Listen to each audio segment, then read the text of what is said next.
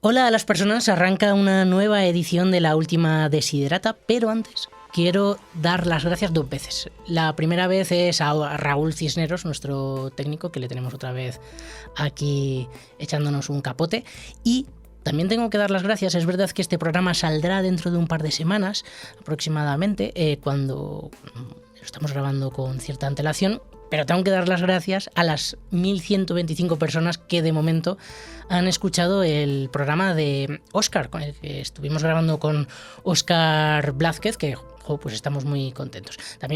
También, por supuesto, estamos muy contentos con los 500 y pico, los 600, no sé cuántos llevaremos en el momento en el que se emita el programa, o el momento en el que publiquemos el programa en podcast, porque también podéis escucharnos en Rec Radio los miércoles a las 10, creo recordar, me acabo de olvidar. Sí, es los miércoles a las 10, me confirman. Y podéis escucharlo en recradio.es o en el 108.0 de la FM en la Comunidad de Madrid. Y así que muchas gracias a todos, ha sido la verdad una sorpresa. Y bueno, se me ha ocurrido, porque este es el último programa de julio, hacer una pequeña agenda que la he llamado a agosto en Madrid es un asco. Porque todo el mundo siempre dice, bueno, es que Madrid es un asco, es que aquí no hay quien esté en agosto. Y a ver, es verdad que en Madrid en agosto pues hace mucho calor. Pero no creo que sea un asco. A mí, personalmente, me gusta Madrid en agosto. Primero, hay menos gente, con lo cual está genial, se aparca mejor. Y se hacen muchas actividades muy interesantes, los veranos de la villa y todo esto. Y bueno, pues por comentar un par de cosas que he visto, que es verdad que no es en agosto, pero va a ser los últimos días de julio, concretamente el 30 de julio, tengo dos actividades. Una, que no es propiamente en Madrid, es en Ávila, pero está a 1h10 del centro, más o menos. Nosotros grabamos desde el Casar, estamos a 1h30, porque es en Navas del Marqués, en Ávila. Y es una velada astronómica a cielo profundo con el Nocturnario, para el 30 de julio. ¿Qué es esto de una velada astronómica a cielo profundo? Bueno, pues es una actividad que consiste en ver las maravillas del cielo, pero a través del telescopio. Solamente se van a poder ver a través del telescopio, porque vais a ver galaxias, nebulosas, cúmulos, y os podéis apuntar en su web, que creo que es el nocturnario.com, no me lo he apuntado, pero bueno, lo tenéis en redes sociales, lo buscáis en Instagram como el Nocturnario, y es muy interesante. Yo estuve en una en la que hablaban de mitología y las constelaciones, me gustó mucho, y en esta ocasión se enfocan más en lo que es el telescopio. Empezarán, imagino, como suelen hacer, mirando a simple vista, a ver qué vemos con los ojos, sin ayudas de la tecnología, y luego pasarán al telescopio, y siempre todo lo que cuentan es muy interesante. ¿Y por qué en Navas del Marqués? ¿Por qué en Ávila? Pues porque recientemente ha sido declarado como un pueblo Starlight. ¿Y qué es un pueblo Starlight? Os preguntaréis. Pues también, qué poquitas cosas sabéis, porque os podíais informar un poco. Yo la verdad es que no tenía ni idea hasta esta tarde, pero me ha parecido curioso. La certificación como pueblo o ciudad Starlight está orientada a aquellas pequeñas localidades con carácter rural que buscan diversificar su economía mediante el desarrollo del astroturismo, con el objetivo de favorecer el crecimiento económico y sostenible del territorio y evitar la despoblación del mismo. Me parece muy interesante, ¿no? Al final, que pueblos pequeñitos pues que se embarquen en esta aventura del astroturismo, y que, bueno, pues a lo mejor zonas en las que tenían un bar y poco más, que de repente le den una vuelta y digan, oye, vamos a traer a gente, que nosotros tenemos los cielos limpios, no como en Madrid, que parece que siempre está amaneciendo porque todo es naranja, y podéis venir aquí a ver el cielo. Bueno, como curiosidad, esta modalidad de certificación guarda similitud con lo que podría ser un destino turístico Starlight, pero a pequeña escala, es más para pueblecitos. Y luego también el mismo 30 de julio, para quienes no se quieran mover del centro de Madrid, tenemos las Noches del Botánico, que van a ser ya los últimos conciertos. Han estado del 8 de junio al 31 de julio. Y ese, por cierto, en el Real Jardín Botánico de Alfonso XIII, localizado en la Universidad Complutense. ¿Por qué digo esto? Porque tenemos otro Real Jardín Botánico y siempre hay confusiones. Muchos se van al Real Jardín Botánico y no al Real Jardín Botánico de Alfonso XIII. Creo que son los únicos jardines botánicos que tenemos en Madrid como tal. Luego está el Fronda, que te puede hacer el apaño, pero creo que no dan conciertos. Y este día, el 30 de julio, tenéis el concierto de Muchachito Bombo Infierno a las 20:45, que yo creo que es un grupo más o menos conocido. No sé si por aquí alguien lo conoce, nadie levanta la mano. Yo creo que en Rec Radio lo hemos escuchado en alguna ocasión. Y el segundo concierto, que es a las 10:30, para mí ha sido un descubrimiento que quiero hacer con vosotros, que es Emir Kusturica o Kusturica, según si se pronuncia bien o mal, and the No Smoking Orchestra, que me ha parecido genial. Además es una mezcla súper loca, luego lo escucharemos. Pero vamos a empezar escuchando a Muchachito Bombo Infierno y un single que sacaron en abril de este año, El Bailarín Nocturno, y volvemos enseguida para charlar con nuestros invitados de hoy. Hasta ahora.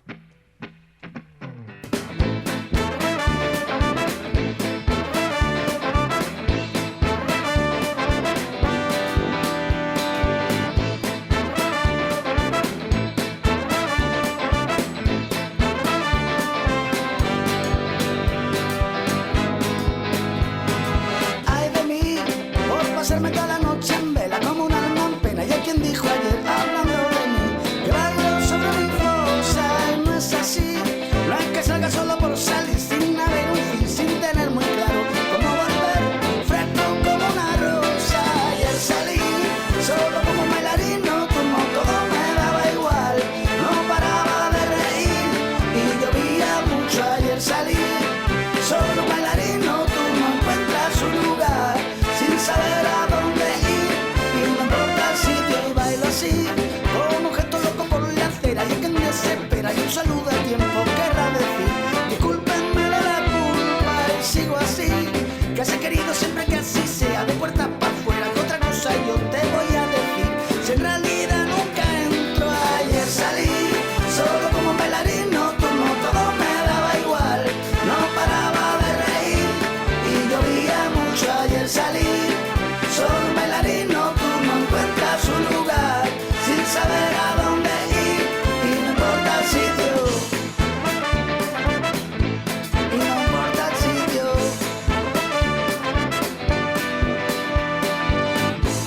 y no importa el sitio.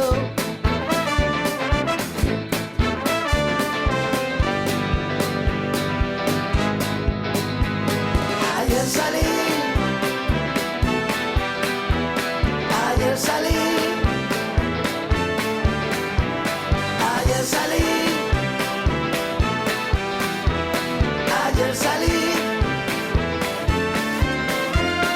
ayer salí, solo como un bailarín nocturno, todo me daba igual, no paraba de reír y llovía mucho. Ayer salí, solo un bailarín nocturno encuentra su lugar, sin saber a dónde ir, y no importa el sitio. Ayer salí, solo como un bailarín nocturno, todo me daba igual, no paraba de reír y llovía mucho. Ayer salí, solo un bailarín nocturno encuentra su lugar, sin saber a dónde ir, y no importa el sitio. Ayer salí,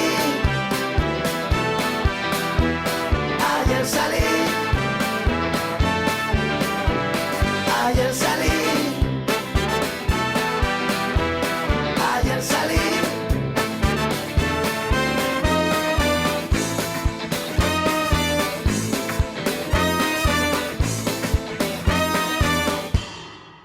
La última desiderata, con Sergio Béliz. Vale, bueno, pues vamos ya directamente a la entrevista. Y estamos con Cristina García Brugos y con Jorge Rodríguez de 100 Creatividad. Aquí ha habido un cambio de última hora, vamos a contarlo. Yo no contaba con Jorge Rodríguez, pero bueno, vamos a hablar también con él. ¿Qué tal? ¿Cómo estáis, chicos? Muy bien, con muchas ganas, la verdad, de estar aquí, la ilusión estar aquí con vosotros. Bien, igualmente. Un poco inesperado, como has dicho, pero... Le hemos hecho ahí la 13-14, le hemos metido ahí, tú hablas.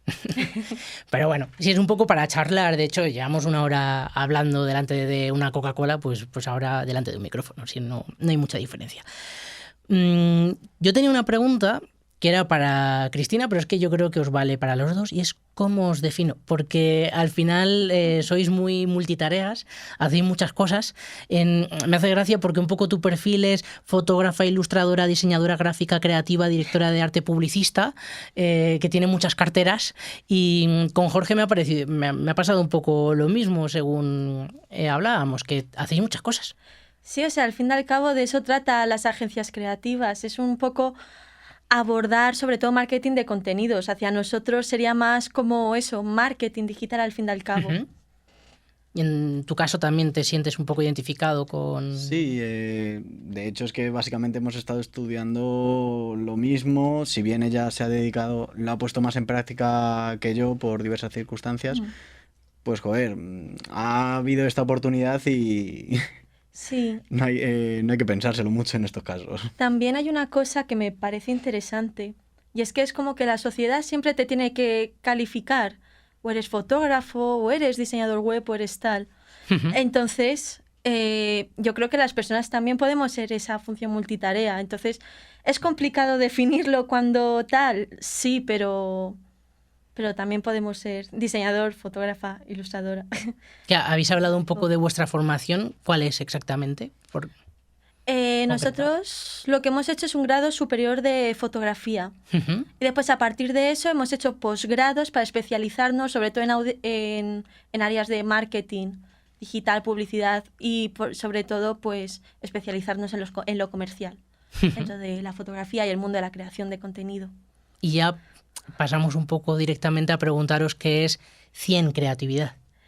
100 Creatividad realmente es una agencia que intenta conectar a las marcas con su comunidad. Es una agencia de marketing digital, como hemos comentado, que lo que quiere abordar es sobre todo contar historias, contar eso que marcas, empresas no saben a través de la imagen, del audiovisual, porque muchas veces vemos en internet sobre todo imágenes vacías, vídeos que no cuentan nada, y nosotros lo que queremos es dar esa voz que ellos no saben dar. Uh-huh. Sobre todo, pues también hacer un poco marketing de contenidos, crear calendarios de contenidos, crear valor y comunicarlo con esas personas. La palabra al final es comunicar. Eso me parece interesante porque al final muchas veces utilizamos estos conceptos de crear valor, crear contenido, pero ¿qué es eso? Porque claro, eso sobre todo, claro, pues estamos hablando de Coca-Cola, del banco BBV o tal, lo tienen muy claro, pero si nos está escuchando, por ejemplo, alguien que tiene una pequeña empresa y que pues a lo mejor tiene sus redes sociales y las utiliza para decir nuevos productos de temporada. Claro, le puede interesar mucho esto que estáis contando, pero a lo mejor no tiene ni idea de los conceptos básicos como ¿qué es esto de crear contenido? ¿A qué os referís con eso? Claro, nosotros nos referimos a usar las redes sociales como un método para contener a ese público, enseñarles que están ahí, que son más que una tienda que les va a vender un producto, Uh-huh. que es una marca que les va a aportar una solución. Entonces, las redes sociales yo creo que es un medio en el que puedes generar valor dando consejos, informándoles sobre cosas que a ese público le puede interesar. Es una forma de hablar con ellos. Y yo creo que un error muy frecuente es usarlo como un escaparate en las redes sociales. Al fin y al cabo son sociales, es social. Tienes que conectar. Entonces, pues a eso nos referimos, a crear contenido que sea de uso útil para ese público. Por poner un ejemplo, yo qué sé, una peluquería, ¿no? Sí. A lo mejor en lugar de poner hacemos cortes a 10 euros, hablarte de cómo puedes cuidar tu cabello en casa, ¿no? Eso es, o de cosas que no debes hacer para no destrozar tu cabello, cosas así, por ejemplo, secarlo demasiado, formas de peinar, etc. Crear contenido al final útil, no el decir, hola, estoy aquí, ven a comprarme. Eso es. Un poco al final también lo entiendo porque bueno, es como lo que te sale más lógico, ¿no? Si quieres que Claro. atraer a tu público, pues tienes que decirle, hola, estoy aquí.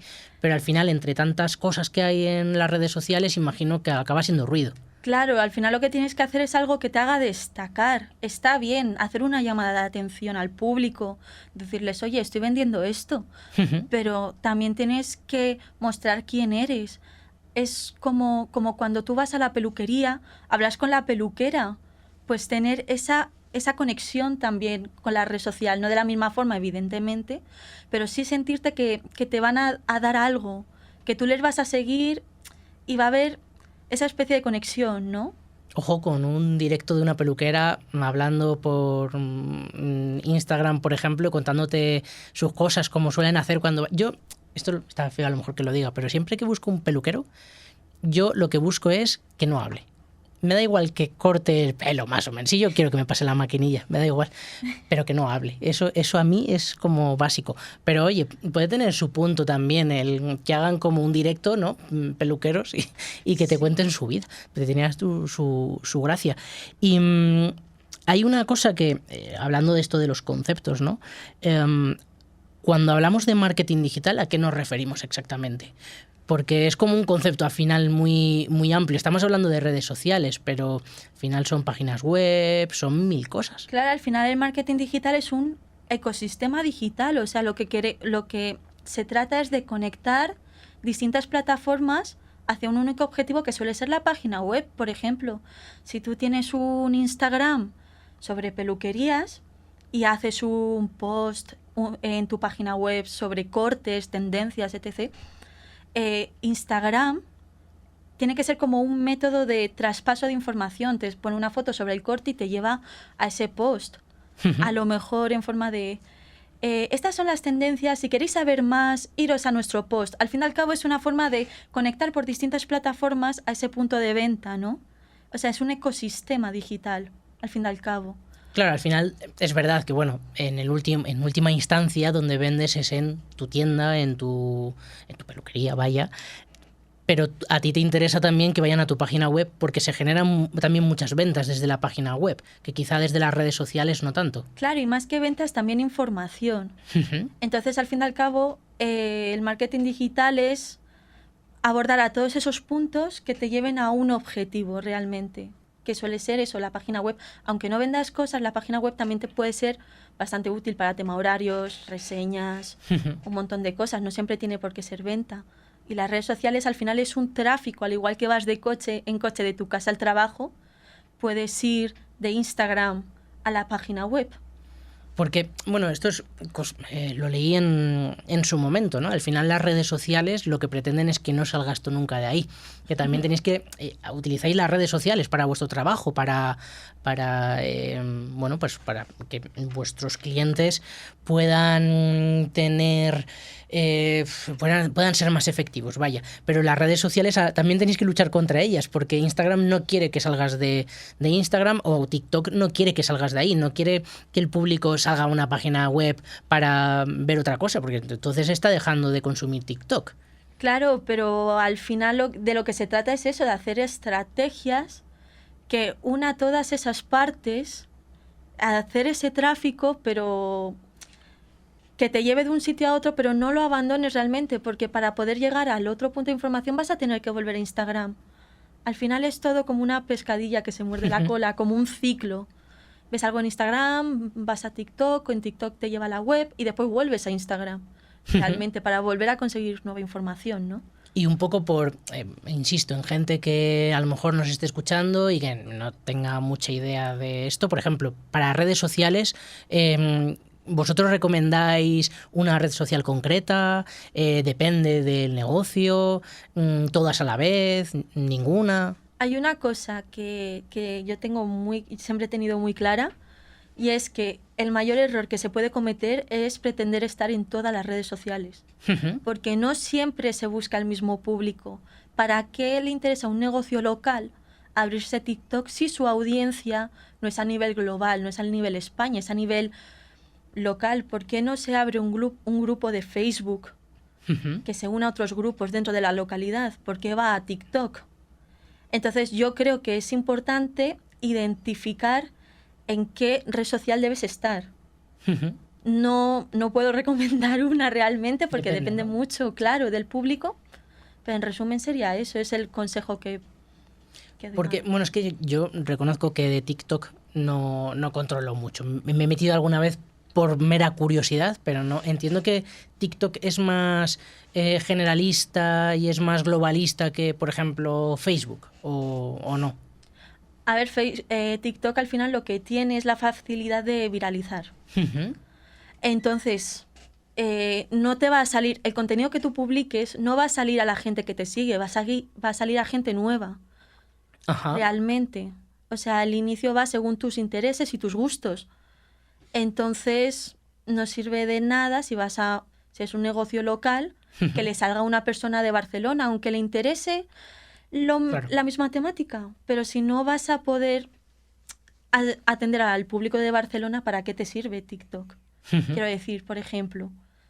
Que además, antes me decíais que me llama la atención. Imagino que a lo mejor dentro de 5 años sale otra red social nueva que adelanta a TikTok. Y las generaciones que vengan dirán, no, es que esta nueva va a ser la definitiva. Y vosotros decís que, por ejemplo, TikTok probablemente sea la que gobierne sobre todas, ¿no? El anillo único. Sí, la verdad es que estuvimos comentándolo Jorge y yo, además que TikTok está como apoderándose de otras redes sociales, al fin y al cabo. Y también esto se ve en que, por ejemplo, Instagram tiene el formato Reels o Reels, que son básicamente TikToks. Entonces, es posible que en unos años TikTok se apodere de todas estas redes sociales y llegue a ser la potencia. Eso no quita que sean importantes otras como Facebook, porque seguimos en ese negocio local. Van a ser igual de importantes, pero creo que todo al final va a estar en una red social. TikTok también llegará un momento en el que colapse y se pueda mudar a otra red social. Al fin y al cabo es saber seguir, ¿sabes lo que te quiero decir? Saber adaptarse a cada situación, a cada momento. Instagram tuvo su momento de gloria, ahora parece que TikTok está subiendo, pero no sabemos qué va a ser el siguiente, ¿no? Claro. Y también otro de los comentarios que teníamos fuera de micro, que hablábamos de los bailecitos de TikTok y tal. Yo como un neófito de TikTok no tengo ni idea, no... Mi imagen sí, que son todo bailecitos y gatitos a los que se les dobla y se les pone voces graciosas. ¿Hay algo más? Por ejemplo, yo qué sé, si te interesa la divulgación yo qué sé, de historia o algo así, ¿puedes encontrarte con un historiador que te cuente cosas en píldoras muy pequeñitas o no? Pues sí que te puedes encontrar cosas bastante interesantes. Y de hecho yo, por ejemplo, sí que de vez en cuando me aburro, cuando no tengo mucha cosa que hacer, pues a lo mejor me meto en TikTok para ver qué hay de nuevo por la red social y demás. Y yo pensaba, pues lo que tú has comentado, era solamente bailecitos, vídeos chorras, pues que a lo mejor digo, pues ¿para qué me voy a meter aquí si estos tipos de vídeos que no me entretienen mucho ya los puedo encontrar en Instagram? Pero sí que es verdad que desde que cambió, que de hecho TikTok antes era la anterior aplicación de Musical.ly, desde que cambió de nombre, se reinventó un poco y yo creo que tuvo bastante que ver el tema de la pandemia, que tuviésemos que estar encerrados en casa y saliesen todos los trends, todos Los retos, ¿no? Que Exactamente. hubo. Pues yo creo que eso ayudó a que llegase a un punto en el que TikTok puede ser una herramienta bastante útil, depende de cómo la uses. Yo, por ejemplo, sigo cuentas que sean meramente para entretener, ya sea pues de deportes, de coches, de fotografía, de películas, de cualquier cosa, o como si es simplemente de una cuenta de doblajes chistosos. Pero, por ejemplo, también recuerdo que me dio por seguir a un farmacéutico que me parece Qué que bueno. es de Alcalá de Henares, no sé si alguien le conocerá, que es el farmacéutico Fernández, que es bastante gracioso, y decía sus tips, sus consejos, pues de una forma más amena. Entonces, me pareció bastante interesante. A partir de ahí, pues depende. Ya sea mecánicos, ya sea pues fotógrafos, ya sean peluqueros, peluqueras, cualquier persona pues puede perfectamente dar a conocer su trabajo y dar sus tips. Y yo creo que es bastante bueno eso. Siempre aparecen las personas que dan falsa información o que se hacen llamar gurús y demás, pero bueno. Hay mucho bulo, hay menos control quizá en ese sentido. Sí, se acaban sabiendo como todos o casi todos, pero sí que es verdad que lo bueno que tiene TikTok es que te puedes hacer viral de una manera muy rápida, también puede ser lo malo en esos casos. Claro, no es, bueno, por ejemplo en Twitter ha sido como muy sonado, ¿no? Con el tema de la pandemia, Trump y toda esta gente a la que se les ha cortado las cuentas fuera, baneo total. Y claro, ahí es un problema también, ¿no? Es un escaparate muy grande. Un poco volvemos a lo que hablábamos antes del ruido, que al final hay tanto contenido que es muchas veces difícil saber qué es interesante, qué no, cuántas veces por cuántos vídeos tienes que pasar para decir, ostras, este me interesa, pero no te puede interesar todo, es imposible. Todos estamos produciendo, es imposible que todo te puede interesar. Lo que sí que es posible es que haya algo, al menos, aunque te cueste mucho encontrarlo, que sí que te mole, ¿no? Porque al final hay tantísimo que puedes encontrarlo. Sí, yo creo que uno de los problemas, o sea, no de los problemas, sino yo como consumidora de contenido audiovisual que tiene TikTok es eso, el constantemente tener información, no poder descansar. Es muy rápido todo. A lo mejor has visto 10 vídeos y no sabes qué habías visto antes. Y yo creo que ese es un problema más de... Me estoy yendo un poco de tema, voy ya un poco en tema consumición de cosas audiovisuales como Instagram. Yo creo que es un problema que puede, ¿cómo explicarlo? Puede hacer que el consumidor esté tan acostumbrado a esa sobreinformación que tengamos que estar constantemente innovándonos para poder destacar. Claro, claro. Y llega un punto en el que no se puede más.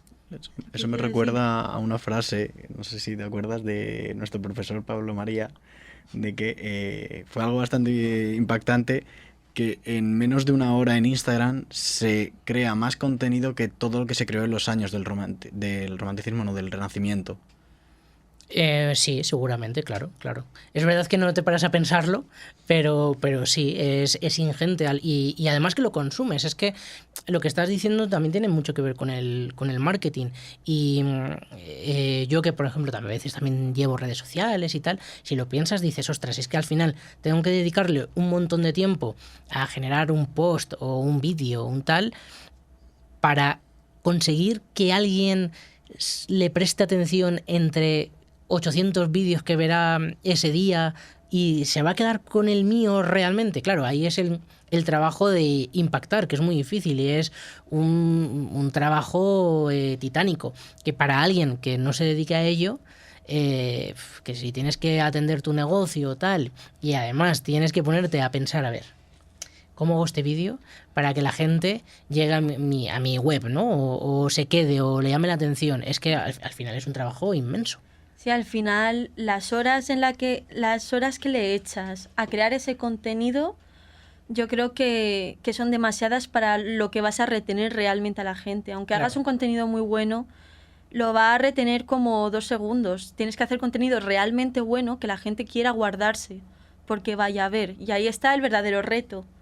No se trata de hacer cosas que visualmente llamen la atención, como, no sé, echarte un cubo de agua a la cabeza, sino cómo entrar en la mente de las personas para que digan, esta persona me va a solucionar esto, me quiero guardar su vídeo porque lo voy a necesitar en un futuro.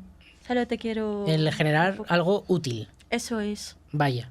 Que no sea... Claro, es verdad que también estamos hablando de las redes sociales como algo muy recreativo, ¿no? Que cuando te aburres, pues me meto en TikTok o en Instagram o tal para ver qué se cuece. Luego a lo mejor estoy 40 minutos, ¿no? Que decíamos antes que dices, ostras, llevo una hora. Pero necesitas esa utilidad para decir, vale, esto me puede servir de algo en algún momento. Supongo que también un poco por ahí va, volvemos al tema del crear el contenido, ¿no?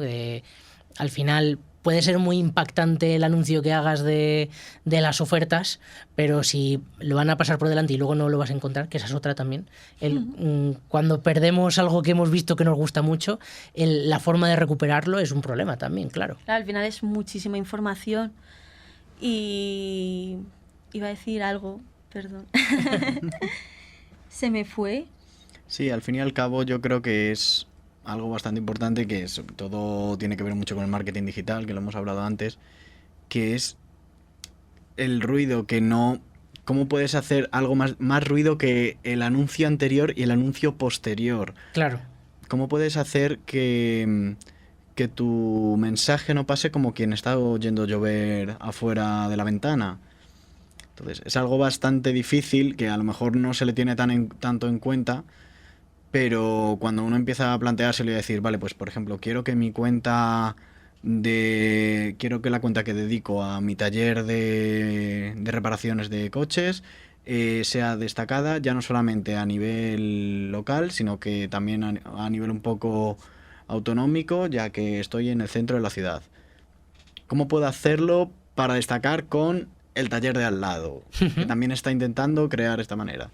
Ya no solamente estamos hablando de logos, eslogans o todo lo que sea necesario para crear la identidad, que es lo que había dicho Cristina en un principio, que puede verse vacío. Nosotros lo que pretendemos es que dar palabras a lo que tú quieres transmitir, que muchas veces pues cuesta. ¿Y eso cómo lo hacéis? ¿Con qué elementos? ¿Con fotos? ¿Con...? A ver, al final depende un poco de lo que necesite cada negocio. Voy a dar un tip muy bueno y es que siempre que queráis impactar, hacerlo con memes. Los memes nunca se olvidan. Es muy buen consejo. Pero aparte de los memes, yo creo que depende un poco... A ver, al final la forma más impactante es el vídeo. Creemos, TikTok lo está demostrando al final. Pero yo creo que cosas que la gente pueda ver, que pueda sentir a través de la vista, sí, pueden ser fotografías, pueden ser diseños, pero ya te digo que depende muchísimo del tipo de negocio. Por redes sociales, pues al final, Instagram, fotos, TikTok, vídeo, dependería un poco del canal, del medio, de todo de cada marca, pero al final lo que quieres mostrar es eso, comunicar a través de la vista, entrar como puedas, o incluso animaciones por vídeo. O sea, entiendo que sobre todo os dedicáis a una parte visual, ¿no? También está, por supuesto, la parte creativa, que es un poco más etérea, sí. Pero luego para ponerlo sobre la mesa y lo que vamos a ver nosotros, pues son fotos, son diseños, son... Claro, nuestra especialidad es la creación de contenido audiovisual. Entonces, al final, nosotros lo que ofrecemos es eso, es darte una imagen y a la vez comunicarte lo que ha dicho Jorge, darle una voz, comunicar qué es esa imagen y por qué. Entonces yo creo que es muy necesario tener una buena imagen, porque al fin y al cabo es lo que vas a transmitir. Ya no me refiero a una imagen bonita, me refiero a una imagen que muestre quién eres. Claro. ¿Qué eres en la empresa? ¿Cuáles son tus valores? Si eres una empresa, una peluquería, no vas a poner todo negro, todo el logo negro, todas las imágenes negras, toda la peluquería negra, ¿no? Al final vas a necesitar colores más pastel, más llamativos. Y es eso al final, entrar de manera sensitiva o sensorial. Uh-huh. Claro, bueno, incluso estaba pensando en los memes. Si tienes una funeraria, a lo mejor no utilizas memes, ¿no? Utilizas claro, otro tipo claro. Cuidado con ese consejo, por acaso por alguno la lía. Que... Lo siento mucho. Estas cosas suelen pasar. Pues, y es que tenía aquí una pregunta que yo creo que es también la pregunta, un poco por lo poco que conozco a Cristina, porque en los invitados anteriores es verdad que son amigos como muy cercanos y con los que hablo a menudo. Contigo he cruzado algún mensaje alguna vez, pero sé que estás muy unida al arte, a la cultura y tal. Entiendo que a Jorge le pasa también un poco lo mismo, ¿no? Y es sobre todo, que me parece interesante hablar sobre ello, es cómo se conjuga la creatividad, el arte y la cultura con el marketing, que parece que está como muy alejado, pero no, habrá muchas herramientas y muchas cosas que confluyen en un momento dado. Yo creo que el problema es cuando vemos el arte como algo estético. Uh-huh. Yo siempre he visto el arte como una forma de creación, de crear cualquier cosa que tú creas y quieras comunicar de manera diferente, también puede ser un arte. Entonces yo creo que en marketing al final, como lo que quieres es, el marketing lo que quiere es que que de manera, pues eso, llegar a tus sentimientos, por decirlo así. Entonces, pues yo creo que el arte es un medio para llegar a los sentimientos de la gente. El marketing siempre lo hemos visto como las analíticas, los números, los gráficos, pero también hay marketing en lo visual, en las redes sociales. Al fin y al cabo es eso, el marketing, ¿no? Llegar a los sentimientos de la gente. Entonces yo creo que puede estar unido de esa Un ejemplo forma. claro de marketing que tiene que llegar muy pero que muy bien son, por ejemplo, los trailers de las propias películas. Si tú me muestras el tráiler de una película y me destripas que sale tal personaje, que a lo mejor va a pasar esto, que me das a entender qué pasa en la película, por mucho que me interesase, ya tal vez a lo mejor en lugar de ir al cine a verla y darte beneficios, me espero a que salga y la echen por la tele cualquier otro día, no me interesa tanto. Si en cambio tú, por ejemplo, yo es que lo recuerdo sobre todo de un drama, no recuerdo ahora mismo la película, que, bueno, básicamente, si no me equivoco, el argumento era como un padre y un hijo distantes, el padre está teniendo problemas y el hijo tiene que ayudarle. Yo vi el tráiler por pura curiosidad, porque me parece que era un anuncio que me salió en YouTube incluso. Decidí no pasarlo y digo, venga, va, pues a ver qué tal está el tráiler y así me pienso la película. Y, joder, me llamó la atención porque digo, madre mía, con un tráiler simplemente, al ser una película dramática, no me ha dicho qué va a pasar en la historia, no me ha dicho nada, pero ha hecho que me emocione, que tenga ese sentimiento emotivo que se supone que solamente tienes si ves la película. Pues llegó un momento en el que dije, ¿cuándo va a salir esta película? Que quiero ir a verla al cine, no la quiero ver en mi casa solo, quiero ir al cine, quiero ir con amigos, con familiares, con quien sea, y quiero disfrutarla. Claro, bueno, aquí es un tema que ahí controlo un poco más, ¿no? Más que, por ejemplo, cuando habláis del uso de los colores, que ahí me pierdo más. Pero ahí en este caso estás hablando de narrativa. Al final los guionistas también, de alguna forma, al montar un tráiler estás haciendo el trabajo de guionista, de escribir un guión para generar ciertas emociones o ciertas sensaciones de las que hablabais antes. Y eso, bueno, pues es verdad que es marketing porque le estás vendiendo un producto, vaya, con el tráiler, pero estás utilizando herramientas que son propias de la literatura o de la propia escritura del guión, ¿no? Claro, al final es un lenguaje, es una comunicación, el arte, es una forma de comunicarse. Y el marketing es lo mismo, es comunicar. Entonces yo creo que están bastante ligados y si no puedes llegar por lo visual, ni por la música, ni por ningún otro medio sensorial, ¿cómo vas a llegar a la gente, no? Claro, un poco lo que hablabais de los colores, ¿no? El uso de los colores es que es muy importante, ¿no? Pues, por ejemplo, utilizar un naranja en una funeraria, pues claro, sería como súper raro. A lo mejor llaman la atención y también es verdad que es un ejemplo de negocio un poco extraño, pero sí, o el negro en una peluquería, quizá a lo mejor un negro elegante tal te puede funcionar. Sí. Pero es verdad que es algo que, sobre todo en la pequeña empresa que va a lo que va, porque al final muchas veces pues no les da tiempo a estar pensando en los colores. Si le ponen un logo que le parece bonito, aunque no encaje con su empresa, y dicen, bueno, para adelante, si es que no tengo tiempo para tal. O incluso con el propio logo, porque es muy importante que un logo sea memorable, que tú lo veas y sepas que es de ese negocio, que es de esa persona. Claro. Entonces muchas veces se hacen logos porque son estéticamente bonitos, pero no son memorables. Entonces yo creo que una cosa muy importante en lo que es la identidad de la marca es hacer eso que te haga único. Tú lo veas y digas, es este negocio, es esto, es 100, es Rec Radio, es eso, ¿sabes? Que identifique al final. Eso es.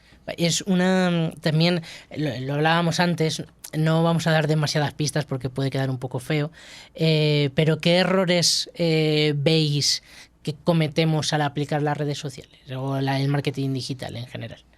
Algo que digáis, madre mía. A ver, yo creo que un problema así muy importante es el publicar por publicar, el publicar por anunciar, pero sin contar un poco quién eres. Que puedes solucionarles a ellos. Al fin y al cabo, incluso aunque tengas imágenes muy estéticas, muy bonitas, que digas, ¡guau, qué chulo! ¿Cómo se le ocurra visualmente?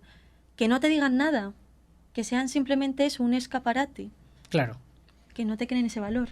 Luego yo un problema que veo bastante y es algo que me pone muy nervioso incluso, es el hecho de sobrecargar las imágenes, sobrecargar lo que quiero vender, sobrecargar lo que quiero mostrar. Es que no hay más que ver, por ejemplo, ya no hablando de pequeñas empresas o pymes o empresas locales, es que miremos los logos de las marcas más famosas del mundo. ¿Cómo es el logo de Nike si no tiene nada? No, es solamente una curva pequeñita. El logo de Adidas, que incluso era siempre las 3 rayas junto al nombre, lo están simplificando, que ahora se puede ver incluso en las nuevas equipaciones de cara a la siguiente temporada de fútbol, que los equipos están llevando solamente las 3 rayas, ni siquiera están... está claro de que una pequeña empresa local o una pequeña tienda local no es Adidas, no se puede permitir Claro. el quitar su nombre, pero que no se sobrecarguen las imágenes, que básicamente hay una regla en diseño que es, yo creo, casi inamovible, que menos es más. No sobrecargues la imagen, no sobrecargues el logo, no sobrecargues lo que me quieres mostrar, porque me cansa la vista y paso al siguiente anuncio. Un poco los típicos anuncios. Esto, bueno, en radio es verdad que a veces se hace porque al cliente le interesa y dices, bueno, pues si te interesa, vamos a dejarlo así. Pero muchas veces, por ejemplo, en Rec Radio utilizamos mucho la comedia y un poco el humor. Y muchas veces evitamos, por ejemplo, que es algo similar a lo que podemos ver en imagen, los teléfonos. Claro, en radio, si tú dices un teléfono, muchas veces no te da tiempo a apuntarlo. No es... Dime otra cosa, dime a lo mejor cómo te llamas y síguenos en redes sociales. Bueno, pues ya te seguiré en redes sociales y a partir de ahí, como ya sé tu nombre, pero claro, si me dices 800.000 números, por muchas veces que me lo repitas, a lo mejor es que no me da tiempo a coger el bolígrafo y pierdo esa información, ¿no? Al final también hay que ser un poco inteligente en cómo utilizas el medio. En el caso que dices de recargar las imágenes, pienso sobre todo en esos carteles en los que te ponen todo el menú del día con todas las tapas, todas las raciones y además te lo ponen en un cuadradito de 1080 por 1080 píxeles que tienes que agrandar la imagen y dices, pues, en siguiente cosa, ¿no? Es un poco eso a lo que os referís. Claro, como que el secreto es entrar en el ojo. Que de un primer vistazo pestañees y ya lo veas, digas, es Nike, es Adidas, es Coca-Cola. Al final con ese impacto, ¿no? Al final es la clave del diseño. Claro, claro. Y no sé qué más preguntaros. Sí que tengo algo que es que necesito, quizá, creo, ya sé lo que voy a hacer. Vamos a escuchar un poco de música. Porque como tenemos a Jorge, así te voy a hacer unas preguntas fuera de micro para luego repetírtelas ahora en el siguiente bloque y así me queda más claro. Vamos a hacer este descansito y vamos a hablar del descubrimiento este que os decía antes, que vais a poder escuchar el 30 de julio en las noches del Botánico. Hablamos de Emir Kusturica. Es director de cine, guionista, actor, escritor y músico, hace de todo y uno de los principales embajadores de la cultura balcánica de las últimas décadas. Yo personalmente no le conocía como músico, sí que sus películas son conocidas, de hecho tiene 2 palmas de oro en Cannes y como director es bastante reconocido. Tiene una palma de oro en el 85 por Papá está en viaje de negocios y otra en el 95 por Underground y fue mejor director en el 89 por Tiempos de Gitanos. Tiene premios el premio César a mejor película de la Unión Europea en el 2005 por La vida es un milagro. Y bueno, pues tiene también este grupo de música que hemos dicho que se llama Emir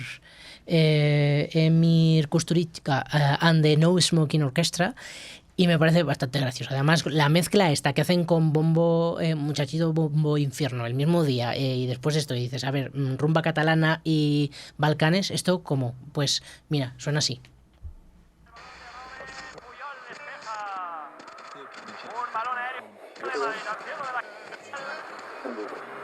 Baja Vidal. A Vidal con Titi Henry. Henry para Messi. Messi, el pase para Henry es buenísimo. Henry. ¡Gol! ¡Gol, gol, gol, gol, gol, gol, gol, gol, gol, gol, gol, gol, gol, gol! ¡Titi!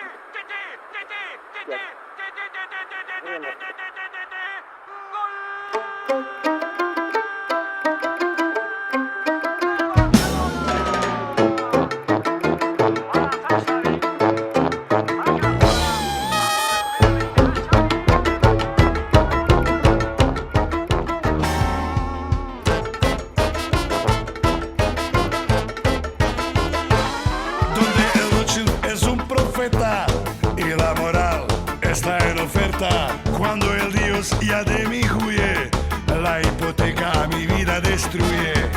El bar es mi templo sagrado, refugio fuerte, mi casa linda, mi luz en la oscuridad, mi seguridad. Desde cuando la pasta es todo y el que manda es el Banco Central. Entre miseria y tanta pobreza, te doy mi Dios por una cerveza. Cuando la vida no me va bien y las salidas no se ven, la cervecita un gusto me da y la tristeza ya se va.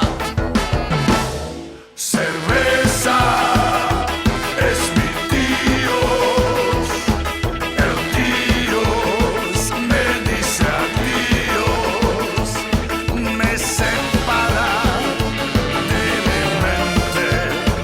Ojalá esta noche dure para siempre.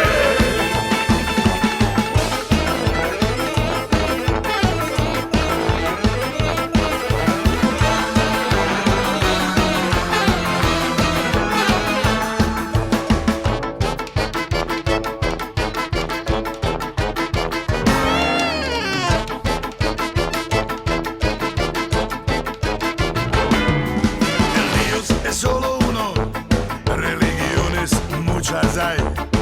En mi caso no las hay dos, la cervecita es mi único Dios. Todo el mundo lo sabe bien, la vida real no es burlesca. Lo que no da alegría son fútbol y la cerveza fresca.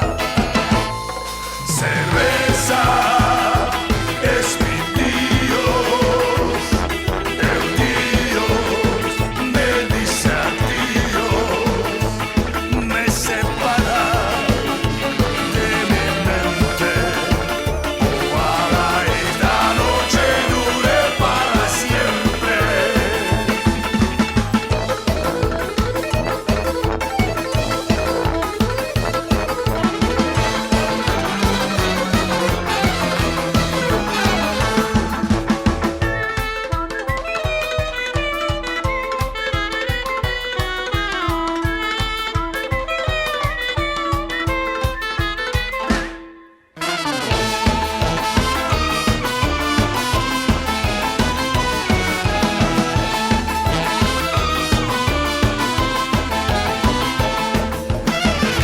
Perdona mi padre, pero yo quiero cerveza como la leche de mi madre.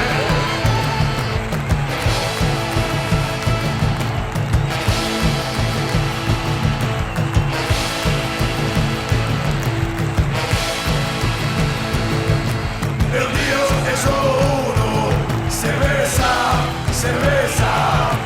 El Dios es solo uno, cerveza, cerveza. Cuando la vida no me va bien, cerveza, cerveza. Cuando la vida no me va bien, cerveza, cerveza. El Dios es solo uno, cerveza, cerveza. El Dios es solo uno, cerveza, cerveza. Cuando la vida no me va bien, cerveza, cerveza. Cuando la vida no me va bien, cerveza, cerveza.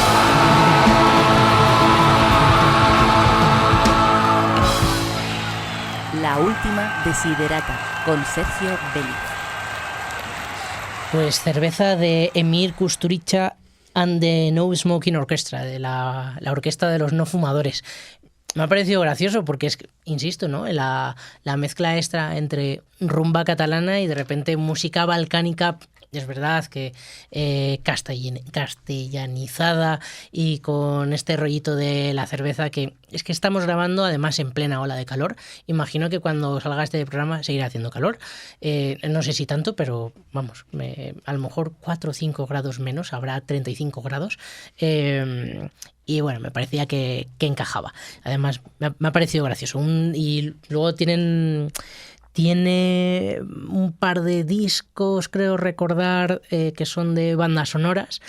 Y luego que mezcla temas ya más propios y demás, con cosas más balcánicas. Y bueno, ha sido curioso. Voy a tener que investigar más sobre ello. Y de todas formas lo pondremos por redes sociales por si alguien lo quiere escuchar.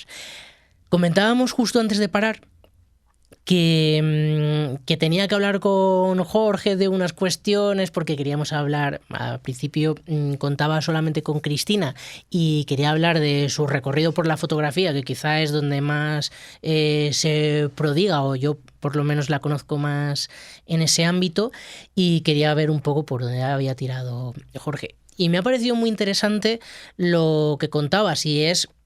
Al final os pregunto a ambos, porque os habéis metido a estudiar arte, que por experiencia sé que es difícil, y cómo han surgido dos caminos distintos, ¿no? Que ahora se han vuelto a encontrar, y me parece interesante. ¿Cómo es esto de dedicarse al arte al final? A ver, al final es un poco complicado, es algo como muy personal, ¿no? A todo el mundo la afecta de la misma manera. Yo, por ejemplo, después seguí formándome. Uh-huh.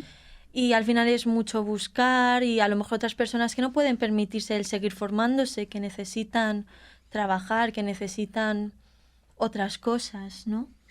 Claro, es un poco lo que comentábamos en el descanso, que Chris lo que hizo fue seguir formándose, siguió estudiando diversas disciplinas, perfeccionando lo que ya sabía y adquiriendo nuevos conocimientos. Yo por mi parte pues decidí, bueno, pues voy a parar un poco, voy a tener ese break, voy a empezar a ganar dinero, aunque sea con algún trabajillo así normal, que no tenga mucho que ver. El problema fue cuando, pues a lo mejor, pues situaciones de la vida que justo pilló con la pandemia, intenté volver a buscar algo de fotógrafo, algo relacionado mínimamente con la fotografía, y me di cuenta que sobre todo en Madrid, por mi zona, pues tienes experiencia, o si tienes experiencia bien, si no, pues nada, te vas.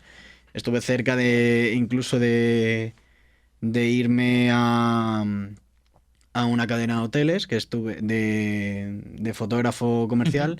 Algo parecido, por ejemplo, a lo que se hace en los Acópolis, parque de atracciones, de ofrecer sesiones y demás. Y bueno, pues iba a ser tanto por diversas ciudades de España como incluso en otros países de Europa.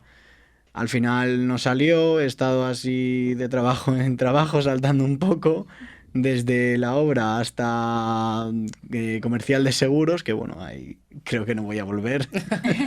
Eso lo tengo bastante claro. ¿Como comercial de seguros no vuelves? No, ¿Prefieres la obra? Prefiero estar con esta ola de calor como estoy en la obra en la que estoy trabajando ahora mismo, que estar de comercial de seguros. Ostras, o sea, no... esto es durísimas declaraciones, ¿eh? Sí, eso lo tengo bastante claro, no sé. Aparte de, bueno, pues dije, pues con el dinero que gane me compro un nuevo equipo y demás. El problema fue que acabé dejando un poco de lado la fotografía, de todo el mundo del arte, las exposiciones, por ejemplo.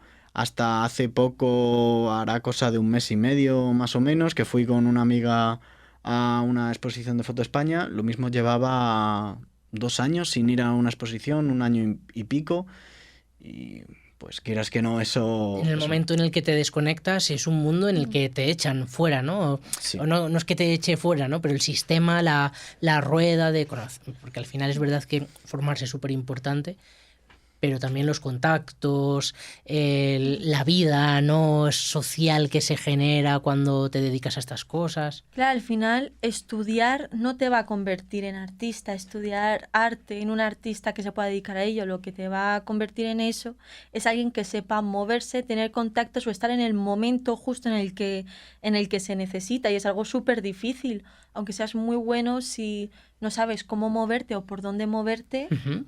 Es prácticamente imposible. realmente.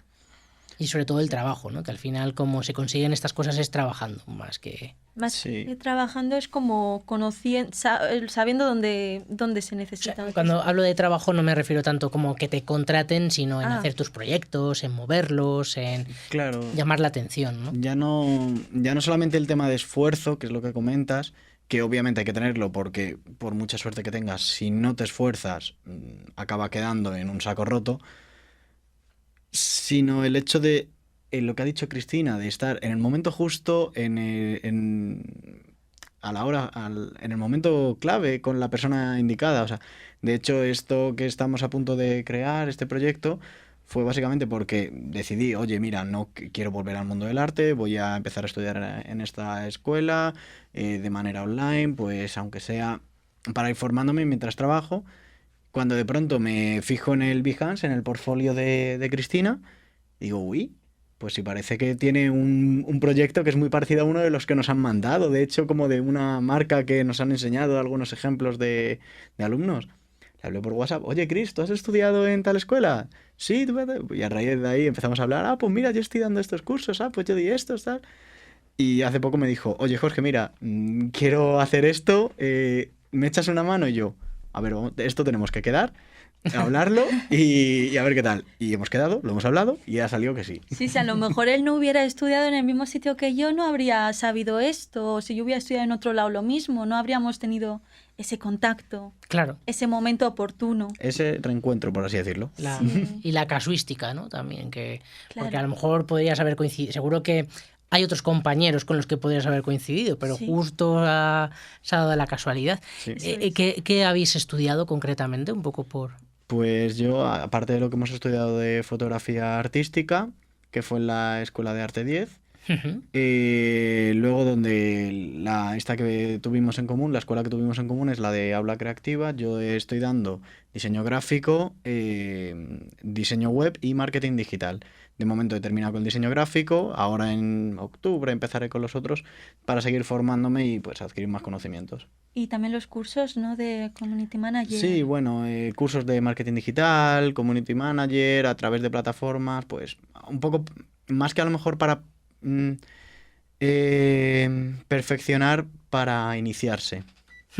Que, bueno, esa es otra, ¿no? Antes, también un poco fuera de micro, hablabais de, por ejemplo, comprar el equipo, ¿no? Que eso es, al final, un pozo sin fondo, siempre necesitas más objetivos, más cámaras, más trípodes, más tal, pero con la formación pasa un poco lo mismo, sobre todo con el tema del marketing digital. Quizá, bueno, pues con fotografía de vez en cuando renovarte o a lo mejor hacer un curso por ese reciclaje de volver a conocer a gente que se dedica a lo mismo, pues está bien.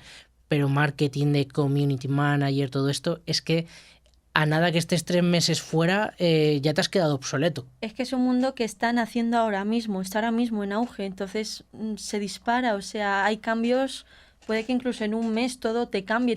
Cuando te cambian el algoritmo de Instagram mismamente, que todos conocemos, el famoso algoritmo que te veta y no te deja enseñar tu contenido, tienes que estar constantemente renovando, ¿no?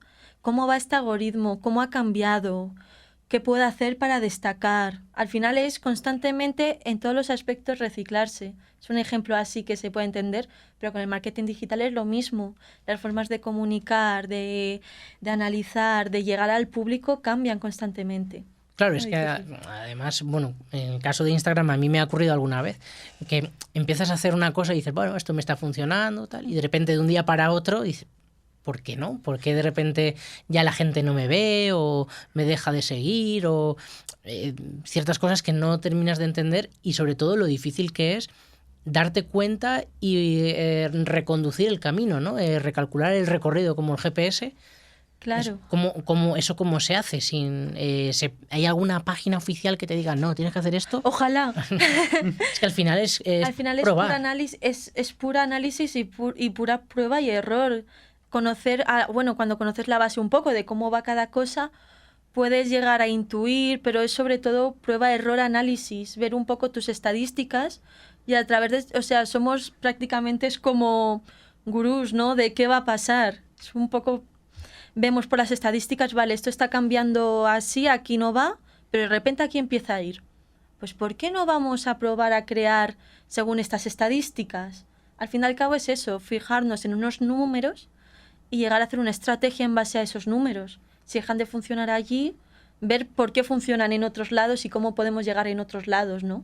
Que esto A través de un esos poco números. por llevarlo a un lenguaje que a lo mejor gente más profana entienda, es algo tan tonto como ¿por qué si yo antes publicaba todos los días por la tarde y me iba bien y ahora me va mal, ¿no? Y a lo mejor tengo que publicar por la mañana porque el tráfico se ha derivado de tal forma que me funciona mejor por la mañana, ¿no? Porque permanece más las imágenes o lo que sea, cosas de estas, ¿no? Claro, y al final tampoco depende del consumidor, de que él esté viendo por la mañana o por la tarde, depende del propio Instagram. Por ejemplo, antes teníamos el Instagram cronológico, según ibas subiendo cosas, Instagram te las Claro, mostraba. ¿verdad? Ahora no. Ahora tienes que ver por qué. Y encima va cambiando, no siempre te muestra el mismo tipo de contenido, entonces tienes que ver el porqué de todo y buscar una solución a ese porqué a través del análisis de cómo funciona. Básicamente. Claro, es verdad, ¿no? Que además es como muy aleatorio a veces. Sí. Imagino que si haces un análisis sabrás ver que siempre te salen cierto tipo de imágenes o cierto tipo de publicaciones. Pero si no te paras a hacerlo, tienes la sensación de, bueno, siempre me sale lo primero la foto de mi amigo con el que siempre estoy hablando, que bueno, puede ser más o menos lógico. Pero luego la siguiente es algo de alguien que no tienes ninguna relación con él y dices, pero bueno, ¿esto por Sí, qué? últimamente Instagram te sale también publicaciones de gente sugerida, como está También. haciendo el algoritmo de TikTok. Sí. Entonces yo creo que nuestro deber también es saber hackear ese algoritmo de Instagram para poder llegar, aparte de cambiar un poco los métodos, un poco qué podemos hacer para conseguir X objetivos para poder hackear ese sistema y estar en lo más top. Otra vez, a lo mejor consiguiendo más me gustas, más gente que guarde ese post, más interacción, sobre todo. Es que, bueno, es un poco lo que hablábamos antes, ¿no? Que utilizáis las redes sociales como herramienta, pero también tenéis que luchar contra ellas, que es un negocio y ellos van a su guerra, no tiene nada que ver con la vuestra. Claro, de hecho muchas veces incluso lo que has dicho, estamos en contra de esas redes sociales porque están en nuestra contra, sobre todo Instagram, ¿no? Últimamente está como monetizando demasiado. ¿En qué sentido? ¿Qué quiere decir eso? Como que se centra muchísimo en la visualización por pagar por publicidad, por decirlo así, que se Claro. puede entender. Entonces, claro, ya no puedes crecer de una manera orgánica de la misma forma en la que lo hacías unos años atrás, ¿no? Y, por ejemplo, otras plataformas como TikTok sí lo permiten. Entonces, yo creo que el truco está en saber qué quiere cada aplicación y cuál es su límite y hasta dónde puedes llegar con ella al final. Claro, es que es prácticamente una ciencia. Sí. Y un poco volviendo al tema de la fotografía y demás, es que me ha llamado muchísimo la atención. En el caso de Cristina, que sí, tú sí continuaste al final un poco más por fotografía, tuviste la posibilidad de insistir por ahí y de repente pues tienes una exposición en el Museo Nacional de Antropología, en el Centro del Diseño de Matadero, en el Museo Nacional de Centro de Arte de Reina Sofía, tienes un montón de exposiciones. Sí, pero al final cómo llega? al final es saber moverse, saber con quién hablar y saber a quién enseñarle tu trabajo y con quién trabajar. Básicamente, yo no creo que haya llegado a esto, o sea, ya en tema artístico, si algún artista nos está oyendo, que lo sepa, yo creo que no es más por ser la mejor fotógrafa del mundo mundial, sino porque he sabido con quién hablar, con quién no hablar. He conocido a alguien que conoce a otra persona, que resulta que puede darme esta exposición. Claro. Al final es el boca a boca, sobre todo, saber moverte, cómo llegar a estas exposiciones. ¿Hay alguna que tengas como que te haya gustado más o que tengas así como más marcada? Yo la que tengo más así sería la que hice en el Reina Sofía, que presenté valientemente, que es un proyecto sobre los trastornos de la alimentación que le puse muchísimo cariño. Es que y para mí me hablaste de ella hace ya Sí. tiempo, que la recuerdo, sí. Fue mi trabajo de fin de grado de fotografía realmente y la tengo muchísimo cariño porque para mí fue cumplir un sueño, el poder estar en la exposición del Reina Sofía fue cerrada, después se pasó a la Fábrica, que es una sala de exposiciones fotográficas del museo, muy famosa y estoy como muy orgullosa de ello, ¿no? Pero el estar en el Reina Sofía presentando mi proyecto Qué chulo. a los directivos. Para mí fue un sueño como artista, de verdad. Lo tengo con muchísimo, muchísimo, muchísimo cariño. Y también pues el de la fauna de La Palma, que fue una exposición benéfica que hice junto a mi escuela de arte. Al fin y al cabo es eso, conocer con quién tienes que moverte. Yo me moví a través de la Escuela de Arte de Guadalajara, hicimos ilustraciones y lo que ganamos con esas ilustraciones lo donamos a La Palma. A La Palma. Ujú. Claro, entonces yo esa la tengo muchísimo cariño porque fue mi primera exposición como ilustradora, Qué chulo también. con mis compañeros, con cosas que he ido aprendiendo, entonces y también fue algo que hicimos para la gente, ¿no? Claro, que además tenía un objetivo muy bonito, ¿no? Y muy Claro. Entonces, pues, al fin y al cabo, esas son las cosas que te marcan, no haber expuesto en el Prado, sino el haber llegado a alguien, ¿no? Con tu proyecto, con tu exposición, que la gente te diga, Dios, me ha llegado, ¿sabes lo que te quiero decir? Ujú. Qué bueno, qué bonito. Bueno, chicos, pues ha sido un gustazo teneros. Ya os engañaremos en alguna otra ocasión. Siempre hago una última pregunta, que es un poco compromiso, pero yo la dejo y luego ya me respondéis fuera de micro si cuela o si no. Y la pregunta es, ¿a quién podríamos traer a la última desiderata que conozcáis, que digáis, esta persona tiene de qué hablar, es interesante y le podemos engañar? Yo os lo dejo ahí para que lo penséis. Si queréis decirlo ahora y le metéis en un compromiso, pues genial. Pero si no, me lo podéis decir después, lo habláis con él y hacéis el trabajo sucio que a mí no me apetece hacer, de buscar gente para que venga. Yo prefiero que... Hacemos el marketing. Eso es, exacto. Me hacéis el trabajo sucio, me parece perfecto. Bueno, ya lo hablaremos y muchas gracias por... Muchas gracias a ti por contar con ratito. nosotros. Exactamente, muchas Ha gracias. sido increíble, de verdad. Aquí estamos. Y nosotros vamos a aprovechar que hemos estado hablando de fotografía con estos chicos para hablar de Blow Up, Deseo de una mañana de verano, y ya con eso cerramos el programa. Pero antes vamos a escuchar a Vanessa Muñoz, que nos lee sobre su novela El gen del diablo. Hasta ahora, El gen del diablo, de Vanessa Muñoz Sanz, editorial Rubrik. ¿Hasta dónde es capaz de llegar el ser humano para aplacar el dolor más insoportable? Y si lo hace sin cuestionar la ética de sus actos, ¿podemos juzgarlo? Sergio y Leonor acuden a un centro de tratamiento de la infertilidad para intentar lograr su deseo, concebir un hijo. Pero lo que allí les espera no se lo imaginan, porque el bien y el mal pueden adoptar muchas formas, y porque el lobo siempre será malo si solo escuchamos la versión de Caperucita.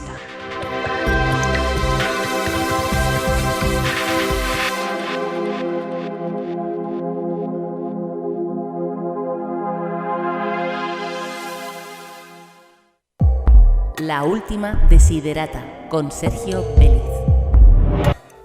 Bueno, pues aprovechando que hemos tenido la visita de dos fotógrafos, vamos a hablar de Blow Up, Deseo de una mañana de verano, una película que trata bastante la fotografía y que me parece que podía ser interesante comentarlo por aquí, por la última desiderata.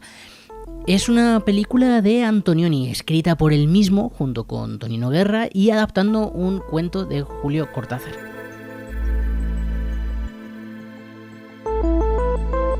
Blow Up, Deseo de una mañana de verano, cuenta la historia de Thomas, interpretado por David Hemmings, un fotógrafo de moda que tras realizar unas tomas en un parque londinense, descubre al revelarlas una forma irreconocible, es casi un manchurrón que no queda muy claro lo que puede ser y que a él le resulta extraño, le llama la atención. Y a partir de ahí empieza a investigar y parece que puede ser la fotografía de la pista de un asesinato. Es verdad que con esto me estoy saltando un mogollón de cosas, porque luego la película abre muchas tramas, la compra de un anticuario que no llega a realizarse y simplemente se compra una hélice que tenían por ahí, tenemos un retrato de la sociedad del momento londinense que tampoco se acaba de desarrollar, y hay muchas cosas, pero bueno, más o menos el grueso de la historia es que coincide también con lo que contará el relato de Julio Cortázar. ¿Y por qué merece la pena? Pues fundamentalmente yo creo que es porque se juntan tres grandísimos narradores, y luego también por dónde está ubicada y lo que hay detrás un poco de la historia y del personaje. Hablando de los narradores, empiezo por quizá el menos conocido de los tres, que es Tonino Guerra, el guionista o co-guionista de Blow Up, quizá el menos conocido, ya digo, aunque en Italia seguramente que les suene más. Fue un prolífico autor, como poeta, novelista, dramaturgo y guionista, y tuvo una vida de lo más ajetreada, porque durante la Segunda Guerra Mundial fue capturado y deportado a un campo de concentración en la ciudad de Troisdorf, y no fue liberado hasta 1946. 6 años después, en 1952, se instalaría en Roma y comenzaría su actividad ya como guionista. En el transcurso de su carrera, pues ha colaborado con grandísimos directores, con Federico Fellini, el propio Michelangelo Antonioni, con el que trabaja en varias películas, Francesco Rossi, Vittorio De Sica, Teo Angelopoulos, Andrei Tarkovsky, bueno, directores muy importantes de la historia del cine.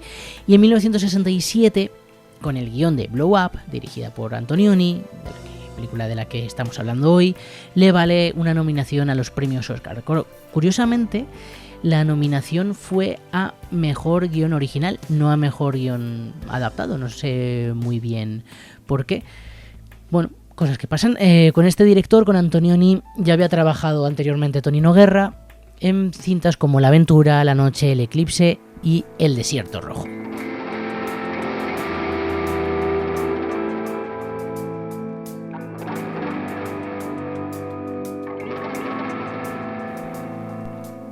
Por otro lado tenemos al escritor Julio Cortázar, argentino de sobra, conocido, por cierto también traductor para la UNESCO y varias editoriales, y muy comprometido con la realidad de su país. Fue muy crítico contra la dictadura militar, y eso le llevó o provocó que fuese perseguido y prohibido duramente en su propio país, y él lo denunció a la prensa internacional desde su residencia en París.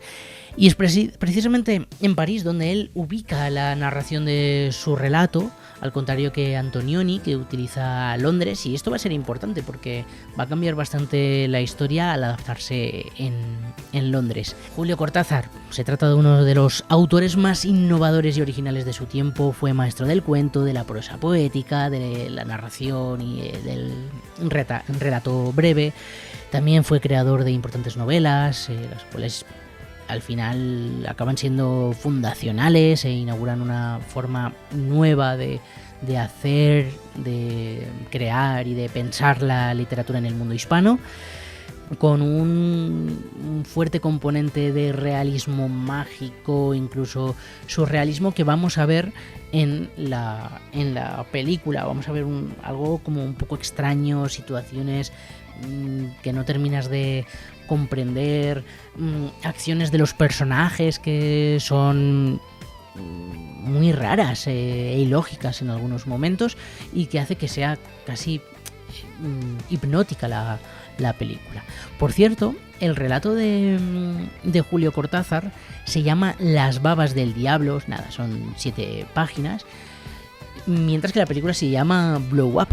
Cambian ahí el título, tiene su sentido. Blow Up es, explosión en inglés, puede ser como una burbuja, una pompa que explota, pero en la jerga fotográfica Blow Up hace referencia a las ampliaciones que se hacían de los negativos. Ahora, bueno, es distinto, ¿no? Pero con la fotografía analógica, el Blow Up era esta técnica.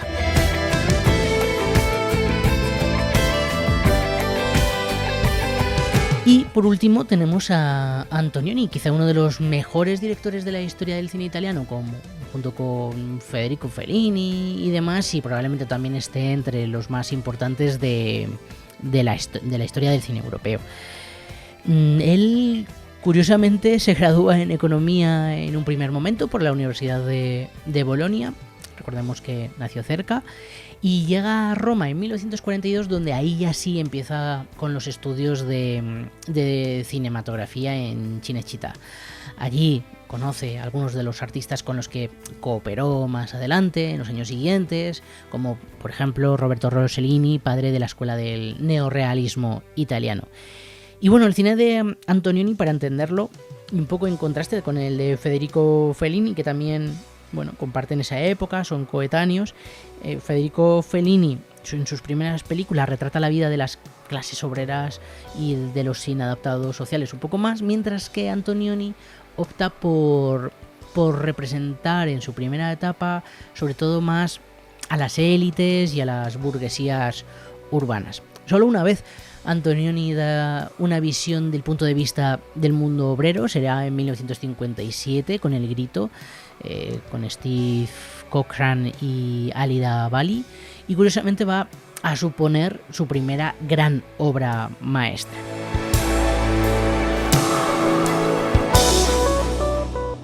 A partir de 1960 fue el momento del reconocimiento internacional del director con diversas películas, hasta llegar a Blow Up, Deseo de una mañana de verano, una de sus obras más célebres. En el momento de su estreno, el film tuvo una gran repercusión, fue bastante sonada, alzándose incluso con la Palma de Oro en el Festival de Cannes y sirviéndole a Antonioni para recibir una candidatura al Oscar a la mejor dirección, además de la nominación a mejor guión original, como ya habíamos comentado. Blow Up, a su vez, está ambientada, como habíamos dicho, en Londres, pero no solamente en Londres, es que está ambientada en el Swinging London, donde se ubica el fotógrafo que descubre el asesinato a través de sus fotografías, ¿no? Como comentábamos. ¿Y qué es esto del Swinging London?, preguntaréis. Para quienes no conozcan qué es esto, es una época muy interesante. Un poco para que nos hagamos a la idea, nosotros tuvimos en España en los años 80 la movida madrileña. Bueno, pues Reino Unido vive en los años 60 el Swinging London, que podría ser algo similar. Hace referencia a la escena de la moda y a la cultura que floreció en Londres en la década de 1960.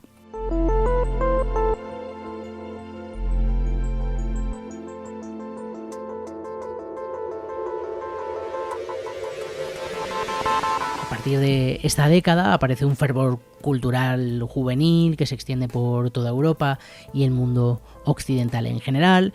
Los jóvenes vivían en una sociedad que acababa de salir de la Segunda Guerra Mundial, hay que entenderlo, ¿no? Estamos años 60, pues llevamos unos 10, 15 años en los que ha habido grandísimas crisis económicas fruto de la guerra, y hay unos cambios sociales muy importantes. También los países empiezan a influenciarse unos a otros por la globalización, llega la cultura de Estados Unidos a Europa precisamente con Londres como puerta, ¿no?, de toda esa cultura y de todas esas influencias norteamericanas.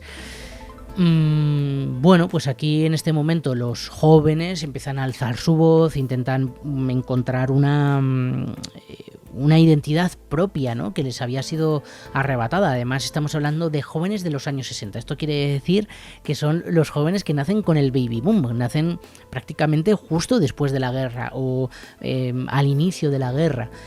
Tendrán 15, 20, 25 años. Es un momento muy importante. Al final estamos hablando incluso de la época en la que surge el movimiento hippie. Años después vamos a tener el mayo del 68. Es que son unos años muy convulsos y muy ricos. Muy ricos en el plano cultural, me refiero. También tenemos por ahí la Guerra Fría, los jóvenes tienen una voz antibelicista, han vivido la Segunda Guerra Mundial, a lo mejor no la recuerdan o ni siquiera la han vivido, pero tienen un concepto de la guerra que es muy negativo y que rechazan de pleno, y va a ser muy importante para estos años.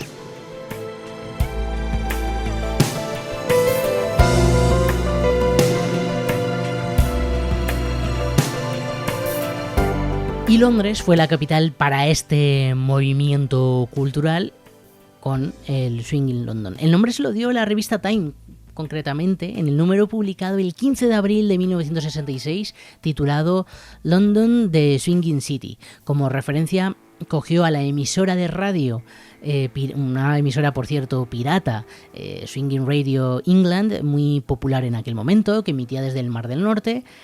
Y la expresión swinging en sí se utilizaba en aquellos momentos para referirse a lo moderno, a estar en la última. O sea, estamos hablando de un concepto que lo traspasa todo.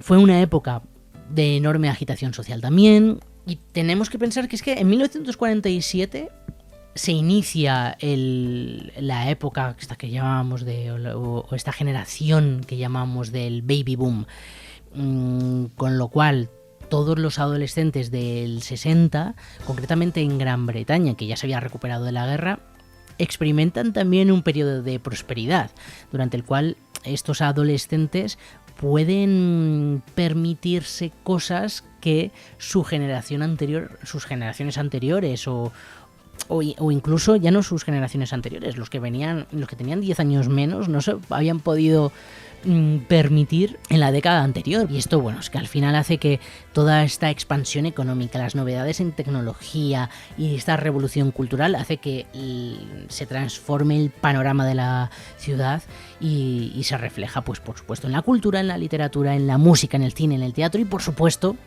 en la moda.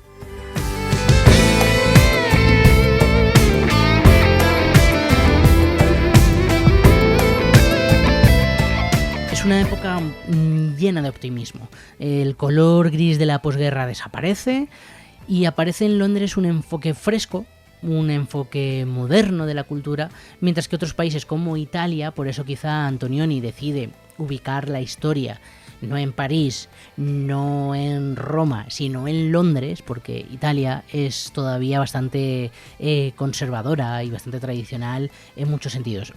Por no hablar de España. España en los años 60 no tenía nada que ver con lo que se estaba viviendo en el Swinging London. Y en estos años, en este movimiento, aparece un señor que se llama David Bailey. David Bailey nace en Leytonstone, East London, hijo de Herbert Bailey, un cortador de sastre, y su esposa Sharon, que era maquinista. Desde los 3 años, David Bailey vive en East Ham. Al final, David Bailey crece y nace en una zona bastante obrera y bastante deprimida de Londres. Y él desarrolla un amor por la historia natural, concretamente por la ornitología. Curiosamente, le interesa mucho. Fue disléxico, tuvo muchos problemas. Es verdad que se le daban muy bien las asignaturas de arte, pero bueno, estamos pensando, insisto, años 60, es otra época totalmente distinta a esta.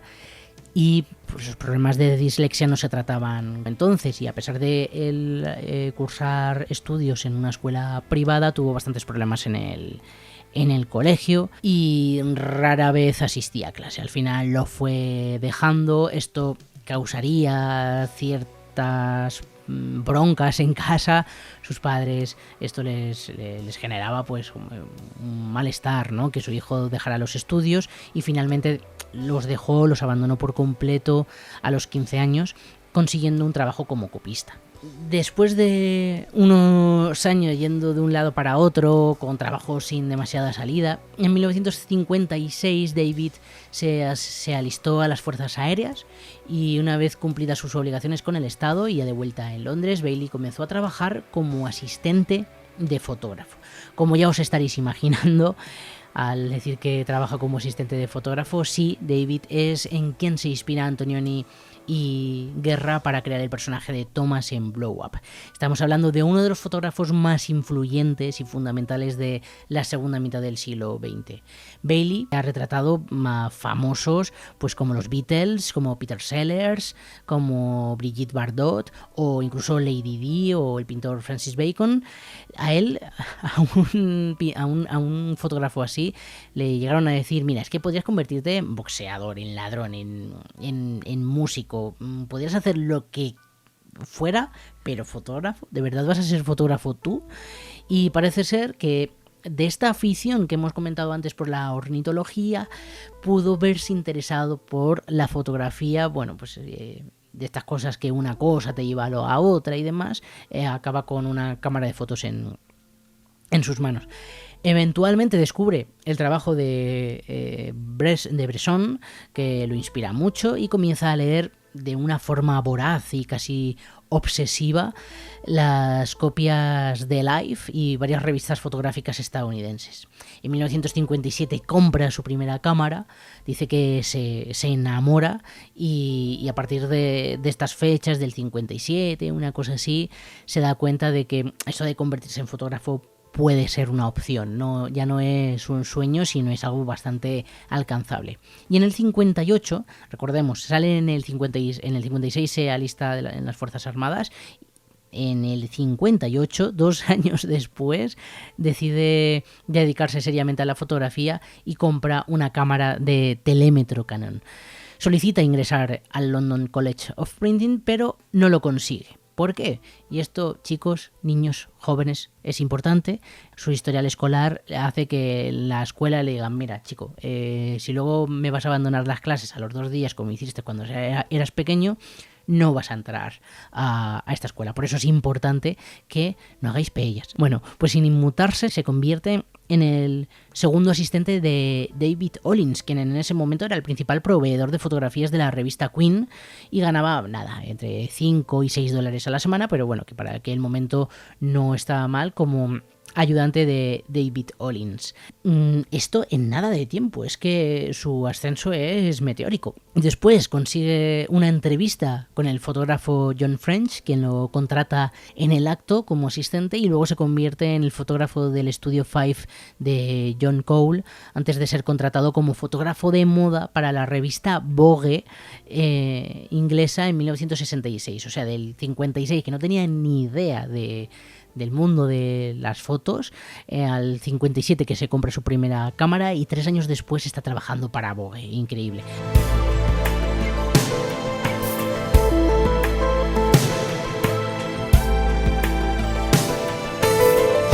Ya estamos en los años 60 y este señor, junto con Terence Donovan, Brian Duffy y bueno, algunos más, ayudaron a crear el Swinging London del que hablábamos. Los 3 fotógrafos socializaron con actores, con músicos y con miembros de la realeza y se vieron elevados al estatus de celebridad. Acabaron siendo realmente conocidos. Juntos fueron los primeros iconos reales de la fotografía de celebridades y Norman Parkinson llegó a nombrarles o a catalogarles como la Trinidad Negra. A comienzos de los años 60 conoce a la que sería su primera musa, Jan Shepperton, una maniquín experta de 18 años, bueno, pues una chica mona que estaba empezando.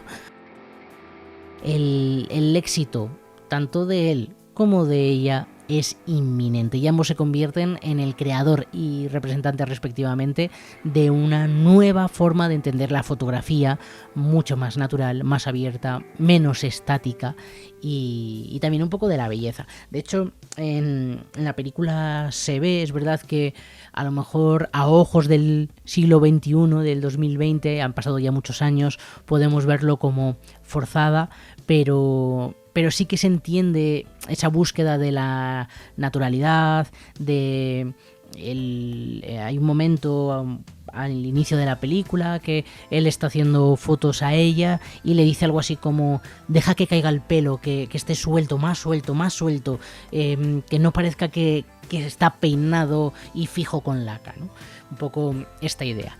Fue un creador incansable con más de 30 libros publicados, documentales y exposiciones. David Bailey es uno de los fotógrafos que mejor ha sabido retratar e introducir los cambios sociales y visuales que tuvieron lugar durante los años 60 en la fotografía, en la moda y en la capital británica.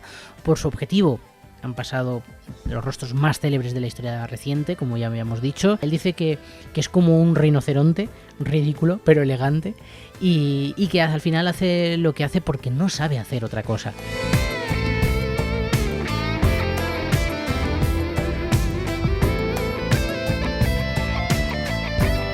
Choca un poco, la verdad, con la imagen del Thomas de la película. Es verdad que no han utilizado el mismo nombre del propio David Bailey. Han bueno, pues más o menos le han medio imaginado.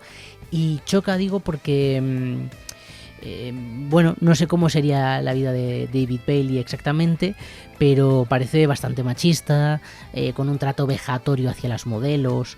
En un momento concreto podríamos incluso hablar de violación o abuso sexual en la película, y Thomas en general rezuma un olor a flipao por los 4 costados que no se puede quitar. También es cierto que la película utiliza un tono un poco extraño y a veces podríamos decir que ese realismo mágico se vuelve casi incomprensible, muchas acciones ilógicas, momentos que resultan un poco aleatorios. De repente le vemos corriendo por el parque como un niño pequeño, unas formas un poco extrañas, y una trama, a veces la película tiene unas tramas que no termina de cerrar, que van dando traspiés, secuencias que no acabas de entender su utilidad más allá de añadir capas de profundidad y de crear imágenes un poco simbólicas. Y esto, que puede parecer que le pesa a la película y seguro que a mucha gente le echa para atrás, también es lo que acaba por absorberte y está casi algo inexplicable, ¿no? Tiene como un aura ahí que no terminas de entender, y el propio personaje Thomas también la tiene y resulta por eso mucho más atractivo, mucho más fascinante, como la vida y los tiempos que pudo vivir el propio David Bailey. Blow Up, película que tenéis en HBO Max, de Antonioni, con Tonino Guerra, el guión adaptando a Julio Cortázar y Las babas del diablo.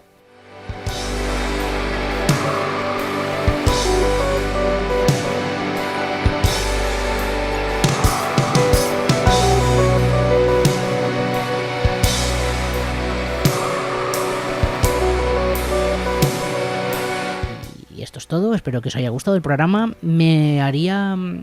Sería de mucha utilidad si estas cosas que os cuento, que a lo mejor preferís más entrevista, preferís que balanceemos, ¿no? Y que haya entrevistas, que haya también momentos, ratitos para charlar de películas, de libros, de curiosidades o tal, pues que me lo escribáis tanto por Instagram como por Facebook, Twitter o en iVoox, o me mandéis una paloma mensajera, lo que queráis, para ir viendo por dónde podemos llevar el programa y que nos guste más a todos. Y con esto pues nos despedimos hasta la semana que viene. Muchas gracias a todos, hasta la próxima, chao.